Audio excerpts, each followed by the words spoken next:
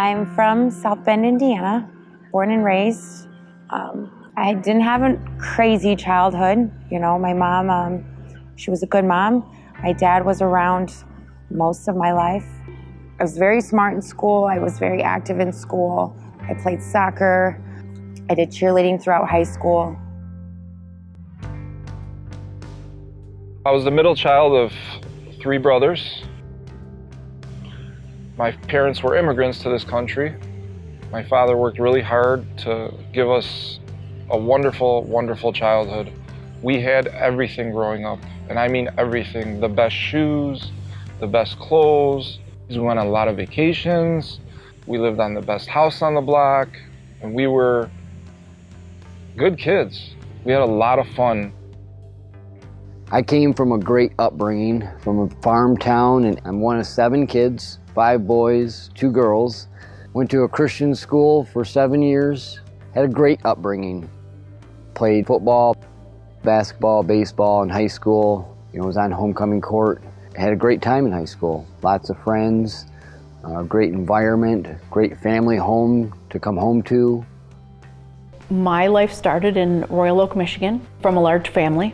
There are 2 half-brothers and sisters and 3 biological sisters. So I've, like I said, grew up in Royal Oak and was raised after 1st grade in Troy. Went to elementary school at Costello and Larson, and then Athens High School. Played sports, basketball, softball, volleyball, you name it, I played it.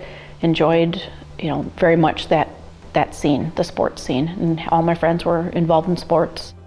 All-American girl. I've always had a passion for kids and animals. Kind of the same, one and the same sometimes. But I really enjoy helping students become the best that they can be, whatever that takes, and have a real passion for how they feel deeply for them in their circumstances. So when I became a disciplinarian, I became very creative with how to help them understand that I was fair and on their side. But at the same time, there are consequences, and I find myself in that situation as well. And I think that they know that I cared very much about them. So I had a great childhood. I grew up in Southwest Detroit. I'm originally from Detroit. I grew up on a block that was ethnically diverse, and I felt very comfortable with that. I was introduced to some things that most people wish they had the opportunity to, and that's learning about different people. When I was about 13, I had an uncle that molested me. I couldn't process it, and at that age, I didn't understand, it wasn't my fault, I didn't ever tell anybody about that. I just felt like either 1, I was gonna ruin my family, or 2, that nobody would believe me. I started rebelling, I'd run away from home, and I got busted at a party, smoking weed and underage drinking. I kind of started turning to men to kind of validate how I was feeling about myself. And that's really when I started to drink a lot and started hanging out with older people. At a certain age, I was very intelligent, but I just didn't want to apply myself. I was more into just having fun, and I didn't really care about school when I was young. So at the age of about 16, I decided that I wasn't going to finish high school, and I got sent to an alternative school because I wasn't doing too well in high school. Not because I couldn't, just because I didn't want to apply myself. I was more interested in just having fun. So I went to an alternative school, and I even got kicked out of there. I had a real nice upbringing from a family. We grew up on a couple 100 acres and baled hay every summer. And my only experience at that point with addiction was through my father, who used alcohol, and he eventually died of cirrhosis of the liver, which is due to alcoholism. And in the back of my mind, I always kind of knew that that was going to happen with him. I saw him drink a 5th a day for years. My folks got divorced when I was 3, and my mother got remarried when I was 5, and that's when we moved out onto the farm. At 13, my younger brother had a nervous breakdown, and me and my brother were like thick as thieves. You know, we done everything together. We was each other's conscience, and we kept each other in check. You know, if I said I'm gonna do this, he'll say, I don't think you should. You know, and I was grateful for that. So not to have that, I felt lost and alone. Now I'm looking for acceptance, and I think that's where a lot of my drug use was based on acceptance and fear. Graduated high school and I started to go to IUSB, which is Indiana University of South Bend. I did that for a while until I started partying a little more, and then I ended up getting pregnant at 19. I kind of stopped going to school. I stopped doing the things that I needed to do. When I was pregnant, the kid's father beat me up when I was 6 months pregnant. And I didn't end up pressing charges, but he skipped town and went to Minnesota. He's not involved with my son at all.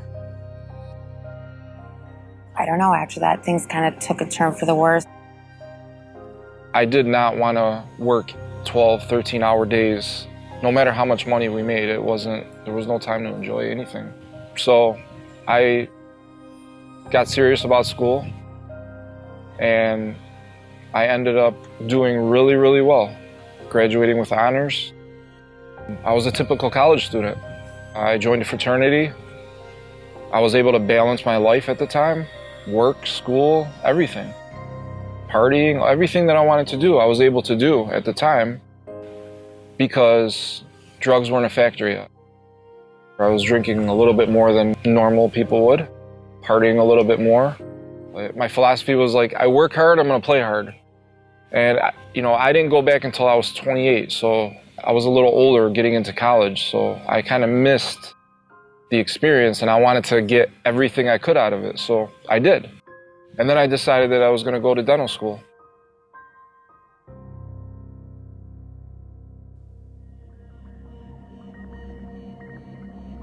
I was coming home from a house party. I was super drunk. It was probably about 3 a.m, but when I walked around a corner, there were 4 men. 3 of them raped me. The 4th kind of just held me down. And, after that happened, I was scared to tell anybody because, I wasn't supposed to be out drinking at the time. So I went home and I showered and I was all scraped up and bruised up. And then I was like, maybe I should just go to the hospital. Maybe I should report it. So that's what I did. But by then, I had showered. I had kind of washed away all the evidence and they really couldn't find anything. And I still have night terrors to this day of that event. It's just a replay every night. With something like that, I started looking towards men again to find validation. And I got with this guy who was supposed to be in recovery from meth. We had went to one of his friend's house and I had asked for something to drink and they gave me some sweet tea. But they didn't tell me that it was soaked with meth filters, which is how you make it, is the end process. So there's meth residue on the filters. They soak it in the tea. So I drank the tea not knowing. And then once I felt that feeling, they were like, oh yeah, by the way, this was actually meth that you're on. And I had liked it, I was like, well, shoot, let's try the real thing, Back in 2013, I had an emergency appendectomy. And at that time, the CAT scan revealed a mass on my uterus. And so a month later, they had to take that out. And there was concerns that it was cancerous. And thankfully, it turned out not to be. But obviously, that was a very scary time. And from there, I'm not sure if the surgery created the back issues. I had some, but not to the extent after those surgeries. Went to a pain management clinic, and if you get epidural shots, they give you opiates as well. So I was on large doses of opiates for about a year, and then had back surgery. And then from that point on, I was given 120 pills a month for another year. And those pills, you just had to go pick up your prescription once a month from the office. 120 a month is a lot. And for a year, that's a lot. And so trying to get off of those on your own I could not do that on my own. After college, I got a great job with a financial services firm.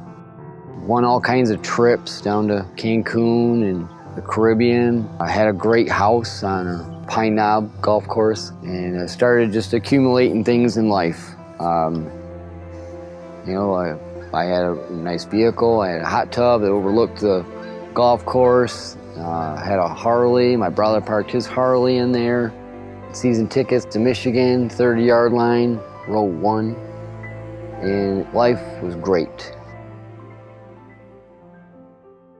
I can't put my finger on why I started using. I picked up at the age of 32 and started taking prescription painkillers for no reason. My neighbor had them, my friends had them, my other neighbor had them, and it was just, they were everywhere. So I took a few, made me feel good. It bothers me that I just did something that gave me some instant gratification. It started out with drinking, and then it went to smoking weed, and from smoking weed, it just opened the door to any and everything. And I was one of those type of person, like, I'll try it. And I had nice times. You know, it started out nice, you know, laughing and joking and going places, and I felt more, less inhibited, and I was more open. I could talk, and, you know, things just seemed to be a lot smoother when I was high. But then I was introduced to cocaine. And cocaine was like the wonder drug for me. It gave me an opportunity to have energy, and it seemed like things were just more vivid, and I met a different group of people, and from that point it just spiraled out of control. A young lady introduced me to crack cocaine, and wow. It's hard to explain. The addiction is so quick. You know, you try it and you like the feeling, and you get pulled into it, and it doesn't last very long, so you have to continually do it. And like I said, after a while, I was using it on a regular basis. And then next thing I know, there goes the job, there goes the apartment, and things just started to crumble from that point on.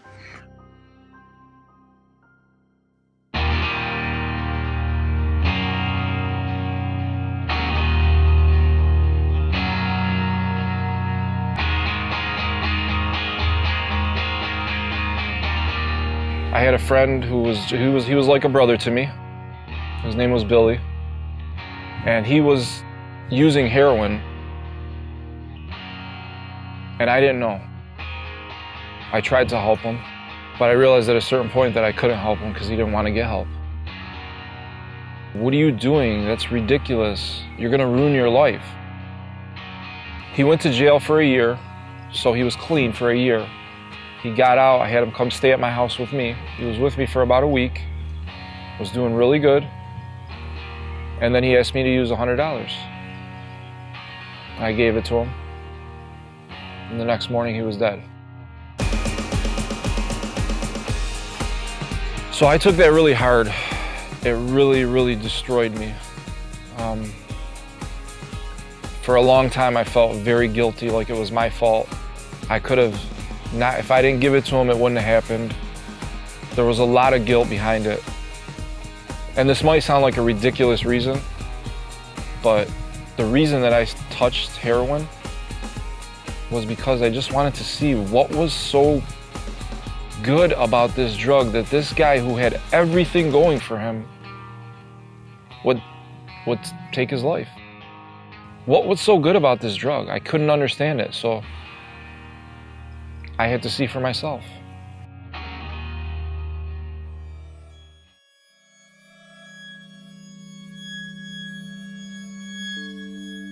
I started using meth every day. And I'd get it by any way, like we'd scrap metal, or any way I could like come up with the means, I would do it. We were staying at the house where people were making meth. And CPS had showed up because the guy I was with had a child removed from him through CPS. And they had told me, like, if you don't leave with your son, we're gonna have to remove him from you. So I did that. I left and I signed a paper saying I wouldn't have contact and I wouldn't have my son over there. Later that night, after CPS had showed up, the house had got raided by the feds for somebody that had a warrant there. And so they immediately came to my mom's house and removed my child from me. And, you know, I was super bitter about it because, you know, I had followed their rules. Like, I didn't have contact with that person. I wasn't at the house when the house was raided. But they still felt that they needed to intervene, which, you know, looking back, like, as mad as I was about it, like, today, like, I'm grateful for that because I don't know exactly where I would be. So I gave up guardianship to my mom, thank God, that she was willing to take him and able to take him. He was about 2 years old at that point. So my mom officially had guardianship, and I was trying to do the right thing. I just could never stay on track. I started to realize there was a problem probably throughout the pain management clinic when I knew that the pills were getting shorter and shorter. So it was harder and harder to make the script out for that whole month. I was using more and more and more, and, you know, I denied that it was really an issue, but I knew in my heart that it was becoming something I couldn't control. I had tried to withdraw by myself on several occasions and successfully for about a week, and then it just became, you get phantom pain. It became, you know, like you had the flu, throwing up, you know, just very ill. And so you go back to using again to avoid those withdrawal symptoms. I can imagine that those close to me at the time would say, this did not happen to Patrick. This is not something, Patrick doesn't get addicted to heroin. He was the rising star at work, good individual, the last person you would expect this to happen to, living a life of a complete lie. I always felt like an outsider. I always felt that I didn't measure up. It gave me a reason to use drugs, you know, because how I felt. I think I was dealing with depression too at the time. It just spiraled out of control. Then after a while, I couldn't stop. Friends and family were telling me, you know, you got a problem. I was like, no, I don't have a problem. You guys got a problem. You know, yeah, I might have drank a little too much, or I might have smoked weed, or used cocaine too much, but I didn't really have a problem. I wasn't addicted. I had great potential to do things, and instead of acting on those and going forward with that, I got more into drugs. And the more I got into it and the more I used, the worse it got. I'd get clean, and then I would go back. And once you start using it and you get some clean time, you really feel ashamed, and you really feel like you gave something up, and that makes it even worse. So how you feel about yourself declines even more.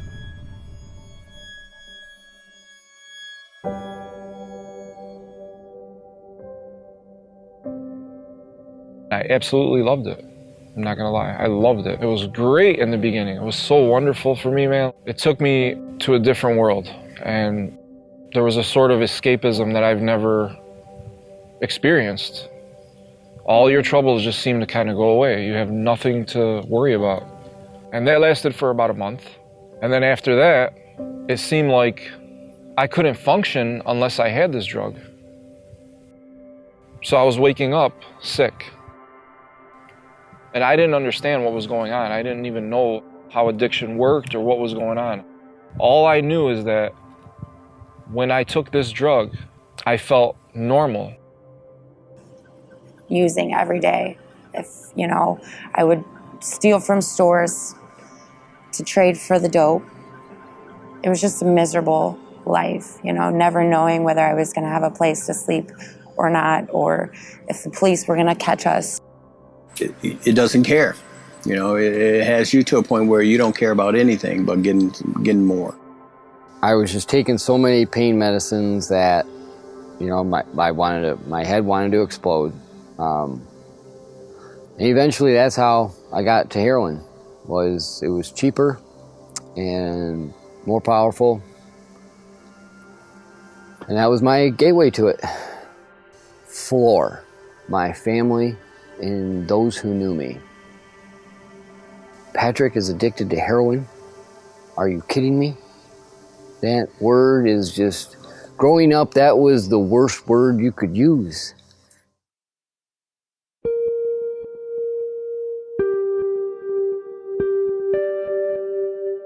So those first several times you take something like heroin, you feel amazing, you feel euphoric, you feel like you're floating on air.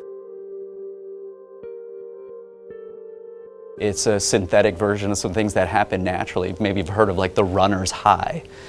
People that run a lot sometimes experience what they call the runner's high. When the body naturally releases endorphins, those are positive feeling hormones and neurotransmitters, it can produce that same effect of euphoria. Runners to describe, feeling like their feet aren't hitting the ground, like they're floating, and it can happen for upwards of a couple of minutes, but it's the body's natural ability to produce those endorphins and flood the brain with those feel-good hormones. So that's what happens when you take heroin the first couple of times, that those neurotransmitters are released and it produces those feelings of euphoria in the short term. So the first several times or the first several exposures, it feels really good. It feels really positive. So that's what's happening in the brain. That's what's happening in the body. Substance use disorders, and particularly opiate addiction, are real chemical, neurobiological diseases. We call them chronic relapsing brain diseases. And once a person's addicted, it's no longer a choice whether to use their drugs or not. What happens with, I'll go back to the heroin example, is you experience euphoria the first several times. What happens over time is that euphoria, let's say you're at 100, 0 to 100, 100 being the most euphoric. Each time you take that, that comes down a little more and a little more and a little more. Where eventually the body is also building up what we call a tolerance to that substance. So to get back to that level, you have to take more of the drug or more of the medication or more of the prescription. I had moved to Lansing, and I was doing well in Lansing, and then I wind up using again. I relapsed, and this time I had a child. My daughter's mother, she had our daughter, then she went back to using. Because a friend had called me and told me that, she was in a dope house using and left our child somewhere. And I had to rescue my daughter, so I went to court and fought for her, and I got custody. And I was doing very well.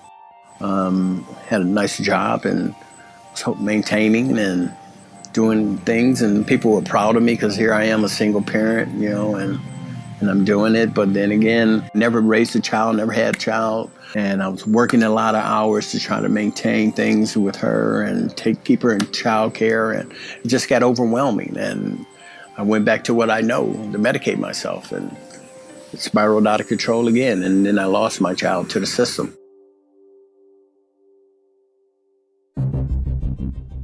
I ended up moving to Rochester, Indiana with my stepsister. I was living upstairs with my boyfriend at the time, and we were making meth.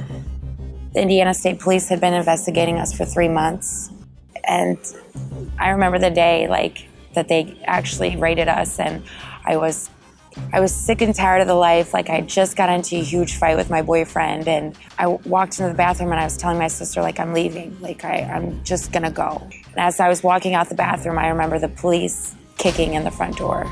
And in that moment, I don't know, I kind of felt a sense of relief. I was so relieved. I was so tired of living the way I was living. So when they kicked in the door, I'm sure they looked at me like I was crazy because I was smiling. It was just, I was so relieved. For the first time, I wasn't I'm not getting arrested. I'm getting rescued at this point. If something didn't happen, I was going to die. The problem was I became a different person. People would start calling me and I wouldn't answer. That wasn't normal. I stopped showing up to classes. But this heroin had a grip on me like nothing else. I had a fiance at the time, a beautiful fiance who loved me dearly. She had no idea the whole year and a half that I was using that I ever touched it. That's how good of a liar I became and a deceitful person. Sold my couch to pay for prescription pain medicine. After I went from your traditional Vicodin or Norcos, which is your generic low-level pain medicine, I went on to use Oxycontin, more powerful, morphine, and then a little blue pill called a Roxy, R-O-X-Y. Boy, that was the devil, and that was a fateful decision. That's essentially synthetic heroin. They give it to cancer patients, and I came across a means that I could get almost an unlimited access, and those were real powerful and something I couldn't turn back the clock once I took those.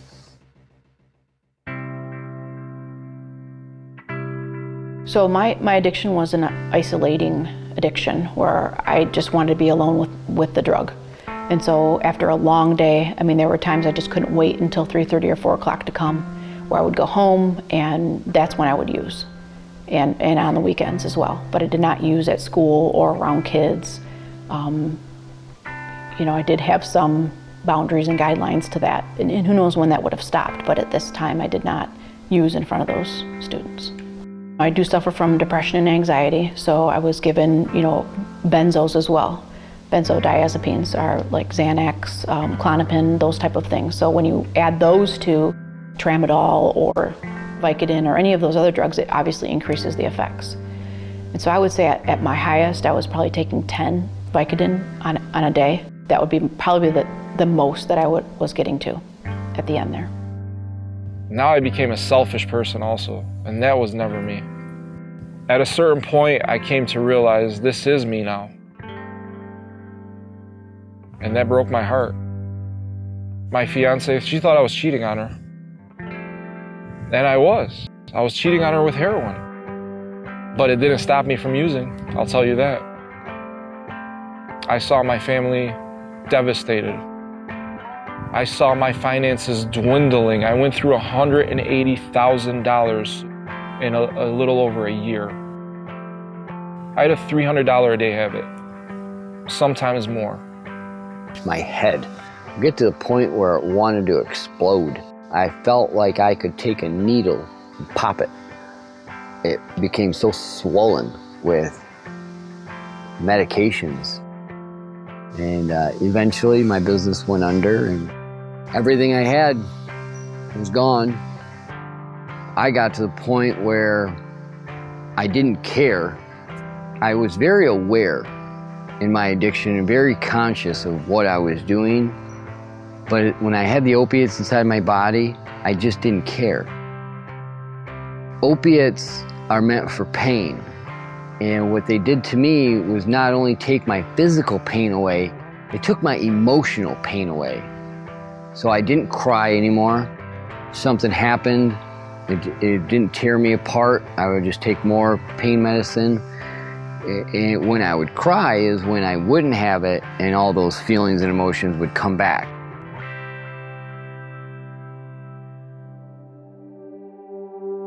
You know, I ran into an old drug dealer I owed money to, and he told me, hey, if you don't give me that money, you know, something's gonna happen to you, or we can find a way to work it off. You can work for me for a period of time, and you can make that money back, and everything will be fine. Putting a drug addict around drugs and having him sell drugs is like telling a monkey to sell bananas. You know, he's gonna eat them. And that's exactly what happened. I started using again. I left my daughter with a neighbor for a week. For a whole week, nobody knew where I was. You know, I thought something happened, and they went into my apartment and found out I wasn't there. And I finally came home, and there was a warrant on my coffee table. And after about 4 hours, the police came to my door and arrested me. And talking about a hurtful feeling, knowing that, you know, here it is. I've given up something that was very precious to me, but that goes to show you how powerful an addiction is.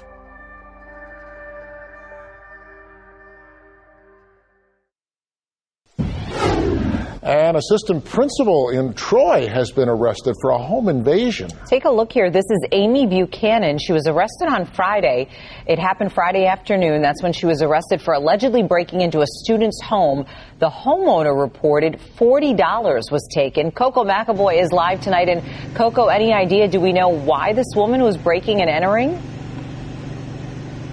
Good evening. Police say Amy Buchanan broke into the house looking for prescription drugs.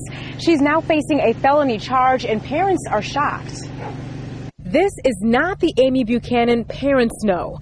Buchanan was the assistant principal at Smith Middle School in Troy for nearly a decade. To me, she was just always that person that would stick her neck out, always for the students, always. Police say a homeowner on Booth Street caught Buchanan on surveillance video, looking through drawers and allegedly stealing $40. There's got to be more to the story. We know her, and she's in our community, and for when something like this happens, it's disruptive. What's more concerning for parents is that police say Buchanan was looking for prescription pills in the home. I'm sad by the fact that she had to resort to petty theft for this huge epidemic of prescription drug addiction that's going on in our country. Buchanan is now on administrative leave. It makes me really sad because she is a good person and she did a really good job at that school. Buchanan was officially charged with second-degree home invasion this morning, just days before the new school year starts.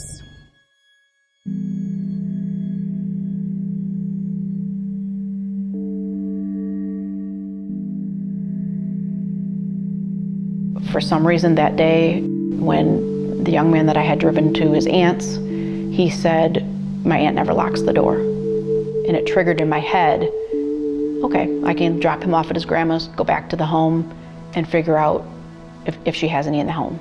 And so that's what I did. I look back on that day and I still can't even look at the news or whatever is out there on me. It's very difficult to watch. I don't even know who that person is.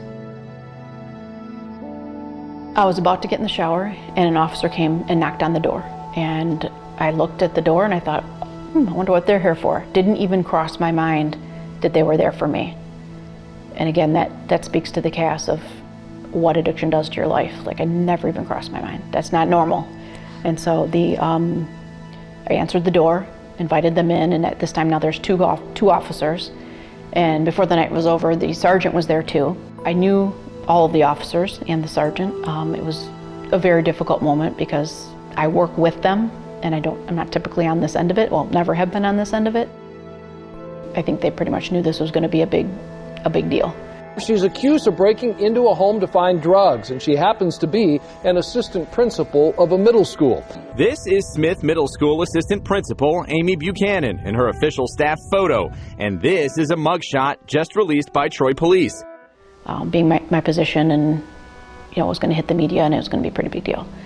So they came in, we talked. I admitted that I was looking for prescription drugs to the police. Despite what happened, I consider myself an honest person, and I did just say, listen, this is what I was looking for, this is what I did. And that time they arrested me, took me to jail, and I spent the night in jail.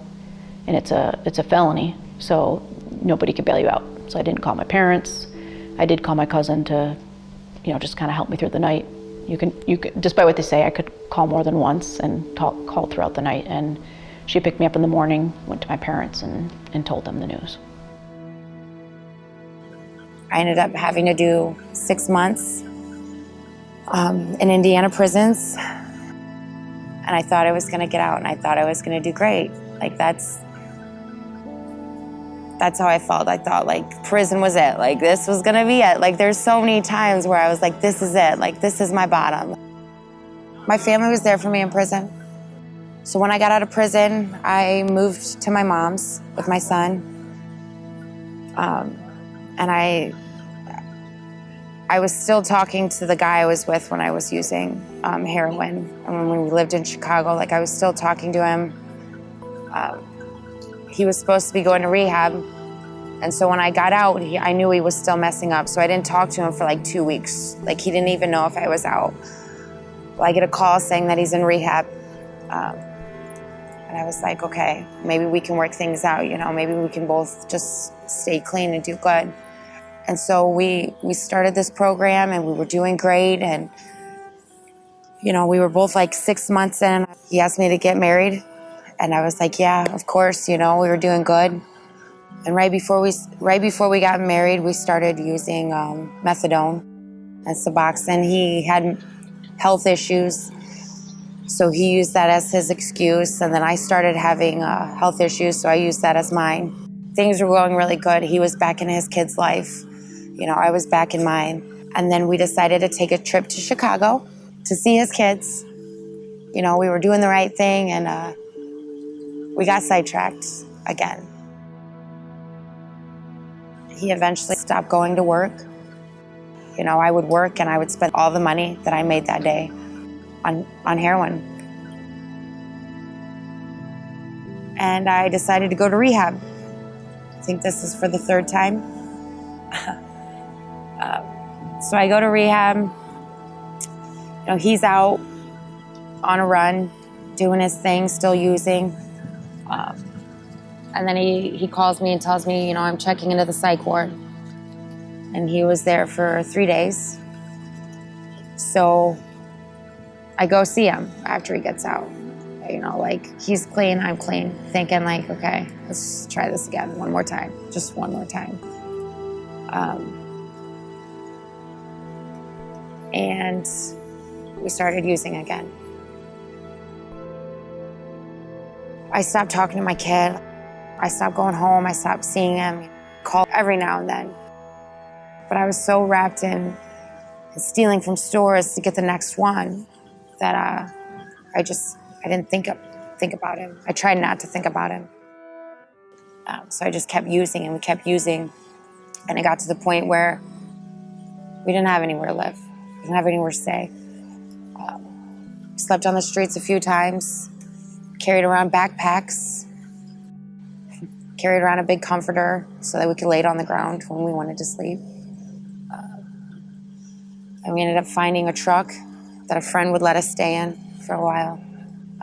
So we slept in the bed of this truck. We had totes full of clothes that we stole. You know, we'd go steal stuff for ourselves and then eventually not wear it and sell it for dope. We'd fight all the time. We fought all the time. You know, I would try to leave. I'd say I'm leaving him, and he'd make a huge scene in the middle of the street.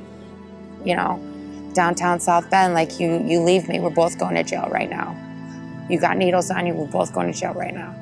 So we would box in the middle of the street. Like, things just got super bad. And it was my son's birthday. I'd stolen a bunch of stuff from the store. My mom was finally like, you know, come give him his stuff. She didn't want to take it because she knew it was stolen. But like, this was, like, I knew that this was my opening to try to get back in with my family. And you know, I cried to my mom that day, and it was just like, I don't know how to get out of this. You know, and I'd always use the excuse, and they were like, you're here now, just leave him. And I always use the excuse, but all my stuff, he's got all my stuff, and I'll have nothing. You know, so I'd always end up going back, pretty much just because I wanted to get high one more time. They say insanity is doing the same thing over and over and expecting different results. And that was what I was doing. I was doing the same thing over and over, thinking this is going to be different this time. I had an overdose. About 3 weeks later, I had my second overdose. I was alone at home. Nobody was there. I was out for 12 hours until time number 2, God sends me somebody. My brother comes over. He never came over just because. He's knocking on the door. He ended up having to break a window and come in, and he found me on the floor. I was laying on my arm for the 12 hours on my right arm and cut the circulation off. And that's how I lost my arm. I need to say this part too. I never ever used a needle. People might look at this and say, he had a needle in his arm, so he must have had something happen. That's not how it happened. It's very important that people understand that this can happen no matter how you're using. I wake up in the hospital now because they couldn't revive me when they got to my house. And finally they get me to come back to life. I'm laying in the hospital bed. I remember looking up and feeling like I was in a terrible nightmare. Now there's police standing over me again. Doctors, my brothers, my mom. I'm like, what are these people doing here? I had no idea where I was or what was going on. And in the background, this doctor saying, sir, we have to amputate your arm. And it sounded like a Charlie Brown movie, like wah, wah. I'm dead serious. It was like, I felt like I was in a terrible nightmare. We need you to sign these papers. The longer you take, the shorter that your arm is gonna be. And I'm just coming to. And I see my brother's crying, so now I know that this is serious. I've never seen my brother cry in my life. I look down at my arm and it's all blue and puffy. I couldn't move it. It felt like it weighed 1,000 pounds. And this is a real decision that I have to make. And I don't want to do it. I come from a wonderful family. I had everything, every opportunity, more than most. And now they're going to take my arm? They didn't take it, I took it. It took 2 days for me to make that decision, and it was the hardest decision I've ever made in my life because I didn't want to do it, and I made every doctor in the hospital come and tell me that was the only way, because there had to be another way, but there wasn't. So they amputated my arm. I was in the hospital for about 2 months after that. The amount of time I spent trying to hide my addiction was overwhelming. You couldn't fathom the amount of energy and hours I put into hiding my addiction. But eventually I got caught. Came to the point where I finally admitted that I was an addict. And then, I got sick of fighting it. I got sick of fighting the addiction and fighting with my fiance at the time. I can remember I just walked out of the house and never came back. Done. I'm just going to move into somebody's house that I barely knew, but I knew that he used heroin and so did I, and I slept on his couch for 3 months. While I was there, I became very, very depressed and just in a very dark place. And it wasn't long after that New Year's where I had said I'm going to check myself into rehab and try to get myself better. I called my fiance at the time, my folks knew, my family knew, and unfortunately that was an expectation that those close to an addict have. He's checking himself into rehab, he's going to go there for a couple weeks and he's going to come back and he's going to be better. I went to rehab with those expectations and wanting it, but when I got out, I went back to the house and my habits didn't change. Nothing changed, and it wasn't long, it was a few short weeks before I had relapsed and started using again. I couldn't stand to watch the sun come up in the morning. Every morning I would look out the window and that sun would come up, I would put the covers over my head and say, I have to do this all over again. I have to wake up and I have to lie about where I'm going. I have to lie about why I need money. I have to lie about how long I've been there. I have to hide my addiction. I have to hide my relapse. And I couldn't escape my addiction. I wanted to, but I couldn't. And so I found a way out. That was to kill myself. I thought life had gotten this life was.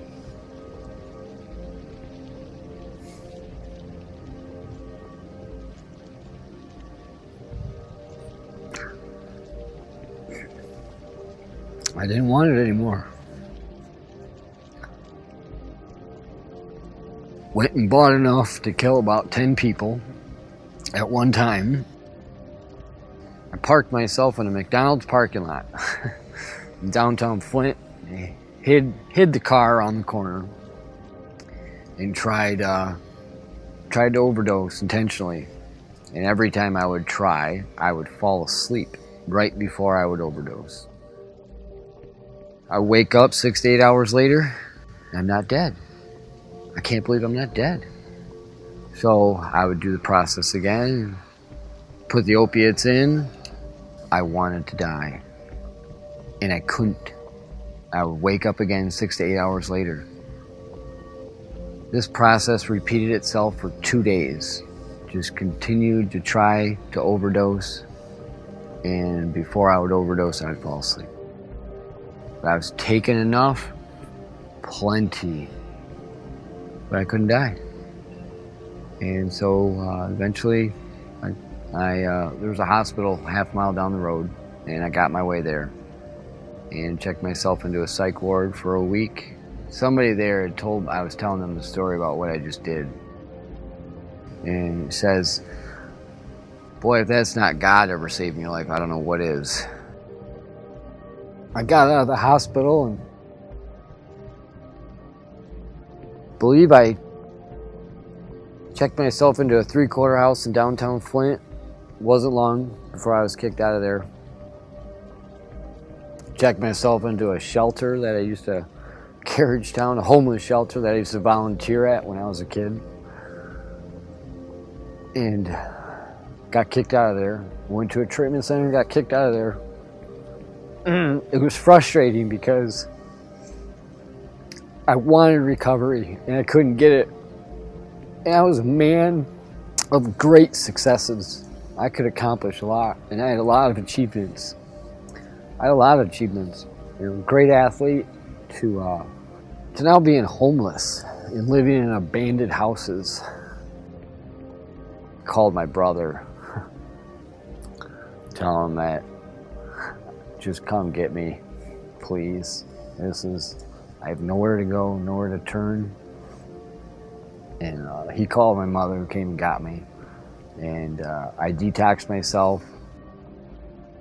I had already done the gauntlet of treatment centers, and I tried another one. And when I got out of there, I moved back in with my folks. And so the first time I tried that, I got close with my family again. They had a lot of confidence in me being able to recover. And 3 months went by, and then I relapsed. I was a respected son, a respected employee, respected person in the community, and I became an embarrassment to everybody. I definitely think about where I would be today if I didn't get caught. I needed to get caught because I wouldn't have changed. I don't think. I was entrenched in my school, loved what I did, loved my friends, loved the kids, everything about it. And I would not have left that to get help. There's no way. Once you run out of the prescription or friends or however you got the drug, then you do move to heroin. And I've heard a lot of stories about where that can go. And I have no doubts that that would eventually turn into that, particularly because I couldn't stop on my own.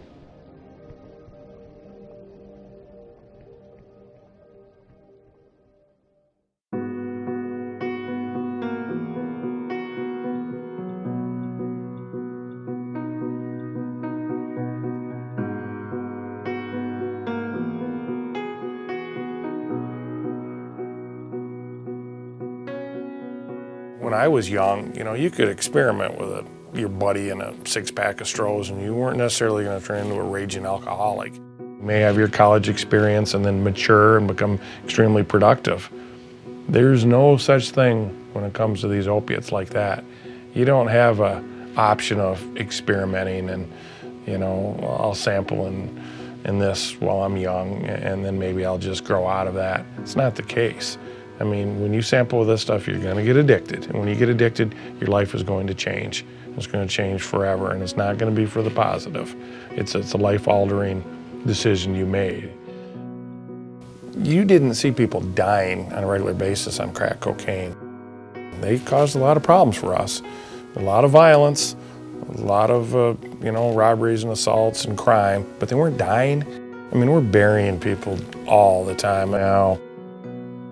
If I ever would have thought, even in 2005 when I left narcotics as in charge of narcotics lieutenant, that our deputy sheriffs would be carrying Narcan along with EMS and fire and we'd be administering it daily, trying to save people, I never would have thought we'd see that. If somebody would have told me, in 2005 we're going to have a heroin epidemic, I just didn't see this coming. So I think people got to keep in mind that everybody and anybody could get hooked on this, and it may very well kill you. A lot of people say, these opiates don't affect me. I'm not on drugs, my children aren't on drugs, why does it affect me? It affects everybody, and it affects you in a number of ways. Number one, you're one long-term renewable prescription from being an addict if you get prescribed and overprescribed and get on this stuff. So it can happen to you, just like I see it happen to everybody. I see it happen to the 40-year-old tradesman that blew his back out. I see it to the 30-year-old housewife that had a C-section. I see it to the 20-year-old college football player blew his knee out. It goes all across demographics. Number one, it happens to anybody and everybody. But number two, you think about our crime rates. I've got 500 inmates in the jail.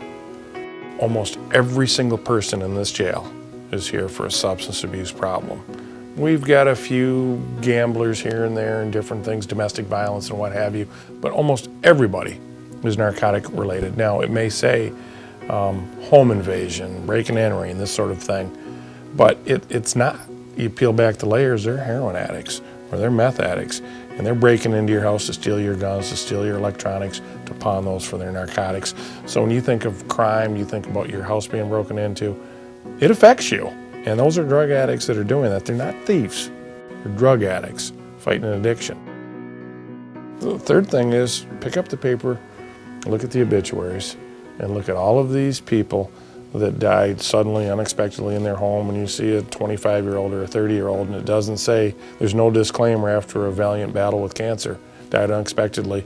Good many of those are overdoses, and I defy just about anybody to say they don't know somebody who had a friend or a child or a cousin or a neighbor or a classmate that has already perished in this epidemic, because I see it all the time, and I've been to many of funerals of people I know, their children and their spouses and what have you that have passed away. So it affects all of us.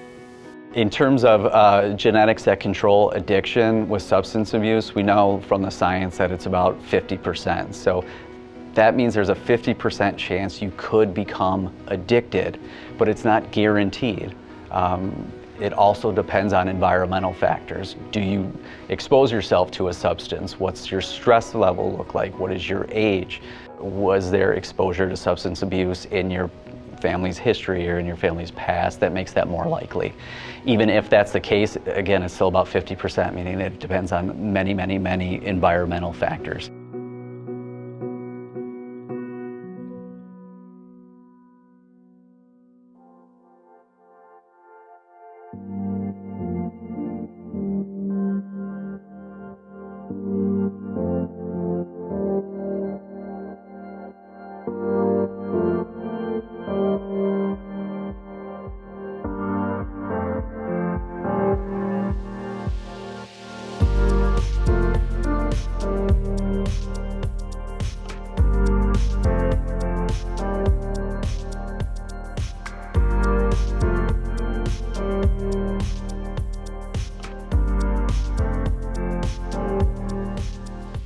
My name is Emily Van Blerkum, and I have been in recovery for a little over a year now.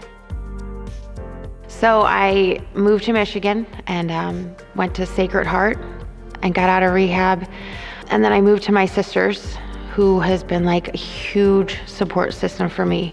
Without her, like I don't know really where I would be at this point. And like things quickly took off from there. Like life just became good. I got a job right away, and I've been working for a little over a year there. I've been promoted since I've been there, and life has just got really good for me. I've got to like build this super cool relationship with my family again, like for so long that I didn't have, and it's so exciting to like have that again. I think like that the best things about recovery for me have been the fact that like I have this amazing relationship with my son again, and like I get him on breaks, and like the reunification process is going, you know, it's starting, and like that's the greatest part. I never thought that I was gonna be a mom again. I never thought that like I would have that bond with him again. And like I never thought, like I always thought like I wasn't gonna be good enough as a mom and like all these things. And like today, like I have this self-worth that like is so undescribable. Because for so long I thought I was just like this hopeless, lost addict. And I don't feel that way today. You know, a huge part of my story is the relationships that I've always been in. And like today, I can like be alone and not feel lonely. you know, and it's such a change from where I was. I don't need anybody to validate who I am today. And like, that's so amazing to me. 'Cause I always did, I always have. And you know, I always talked about all these bad things that has happened to me, and like how like I let that control my life. And like today for me, like that's another great thing about my recovery is like I don't have to let those things take a hold of me, because like for so long they did. They ran my life, you know, from the molestation to the rape and the abuse. Like those things controlled who I was and how I felt about myself. Recovery has gained me some serenity and acceptance over those things, and like forgiveness of those things. And I don't know, it makes me want to cry a lot. And like for so long I cried painful tears, and like I don't have to do that today. My name is Ziad Elisel, and I've been clean for over a year. So after I got out of the hospital and I lost my arm, I continued to use, and I was in a pretty dark place, and I found myself one day asking God why he did this to me, why he would allow this to happen to me.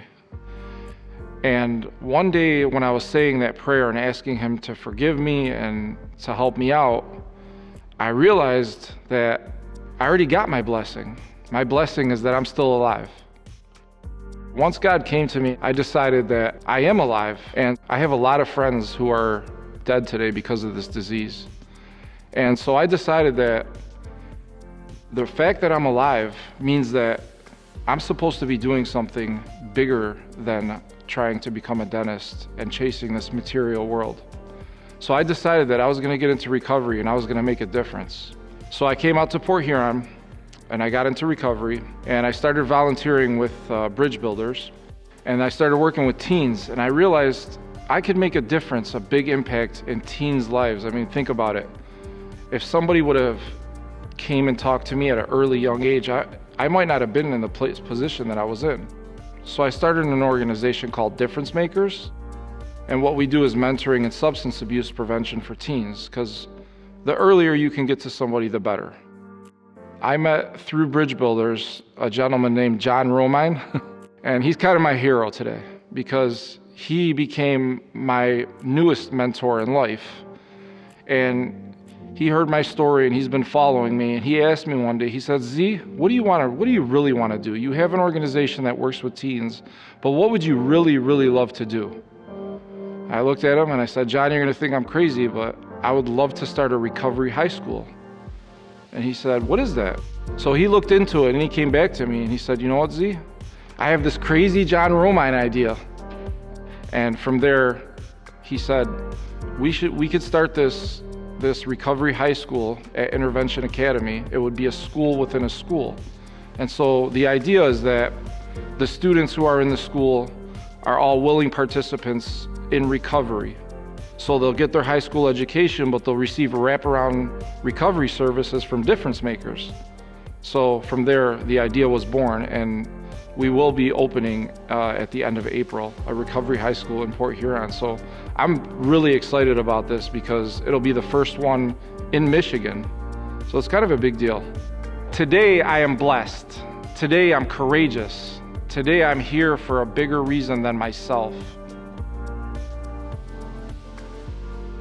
My name is Patrick Patterson, and I've been clean for 2 years. I truly feel from the bottom of my heart, God saved my life to make a difference in the lives of others by helping those that are suffering from addiction and connecting them into recovery. I came out here without a driver's license, without a car, and without knowing a soul. I got a pedal bike, and I got a job at the local Meyer gas station and rode my bike 4 miles every day to work and back, and started the process of rebuilding my life. It wasn't easy at first. I started to catch cases. The destruction of my past all started to resurface again. and things were tough. But as time went on, my confidence got back again. That was the biggest key for me. The continued support of my family undoubtedly just was instrumental in my recovery journey. Gaining confidence, building that outer shell that I needed again to be the old version of Pat Patterson. I was a strong community member, and I knew that I could do that again. As time went on, 30 days, 60 days, 90 days, before I knew it, I had 6 months. And it was around that 6-month time period where I started to say, I can do this again. BW Rock was formed at the same time I was filling out an application to get my master's degree. I thought I could use Blue Water Recovery and Outreach Center as a launch pad to make a difference in the community. Being that I had gone through the treatment centers and saw firsthand some of the gaps that there are, and how can I help fill them, and where was my life before I wrecked my life. I had a good job, and I was stable, and I was a good father, and I was a good individual.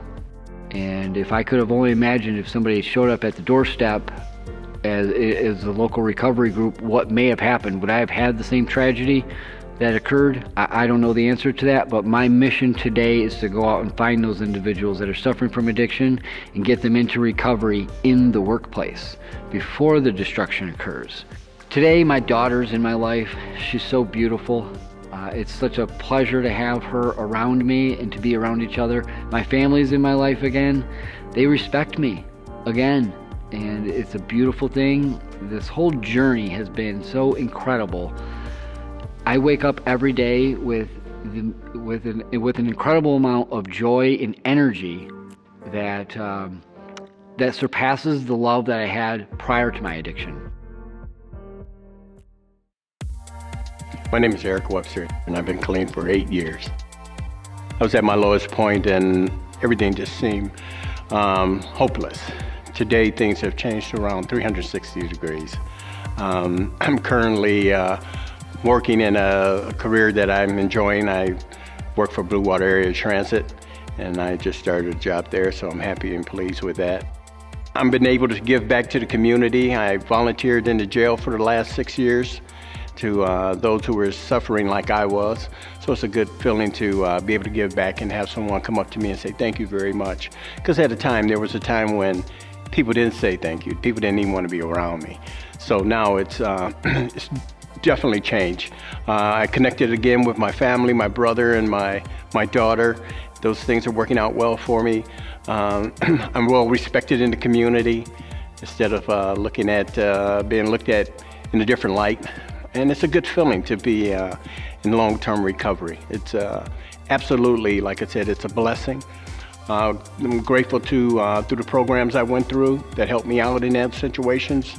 And it's just, life is beautiful. God has given me an opportunity to have life and have it in abundance today.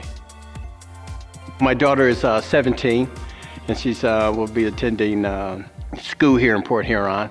She's trying to get into the Culinary Arts Institute.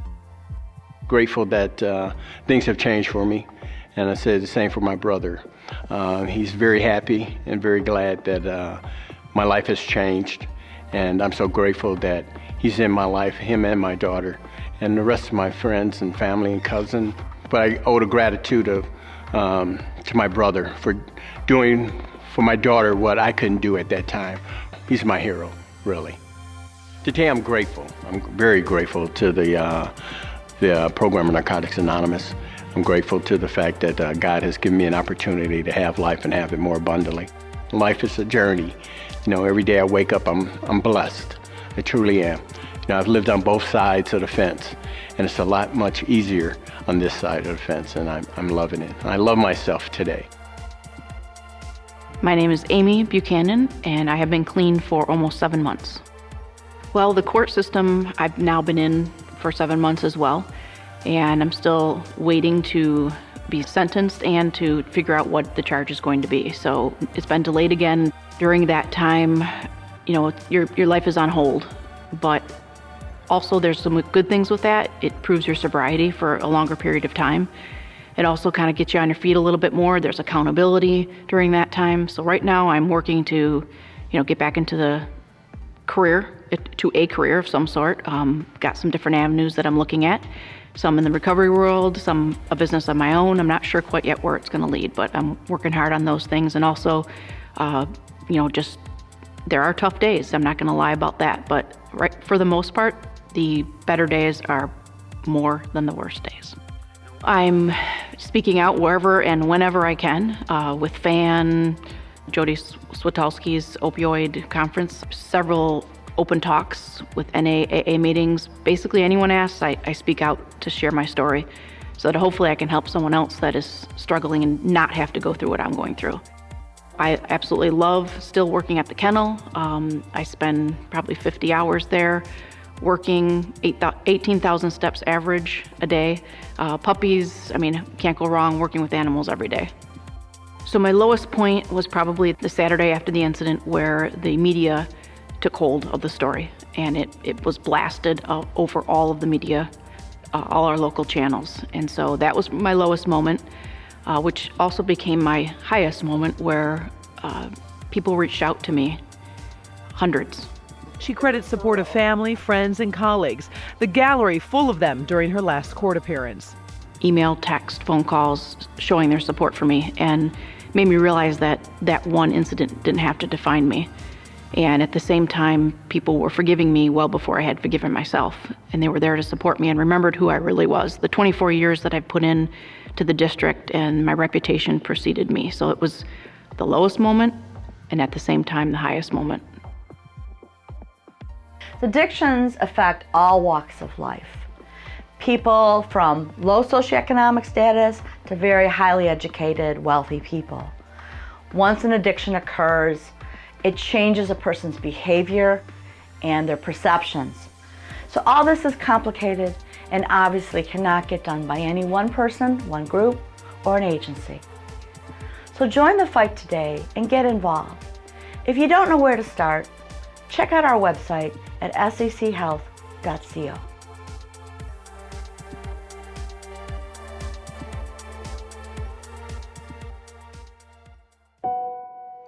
Hi, I'm Sue Rakowski, co-producer of My Secret is My Story. It's been a privilege to work with the 5 people in recovery featured in this documentary. However, when we first started, there were 6 people. Tony No was a person who struggled with addiction for a long, long time and sadly passed away from his battle February 13th, 2019. I'd like each of us to take a minute to think about people like Tony and maybe people in our own lives who are struggling with addiction. Rest in peace, Tony.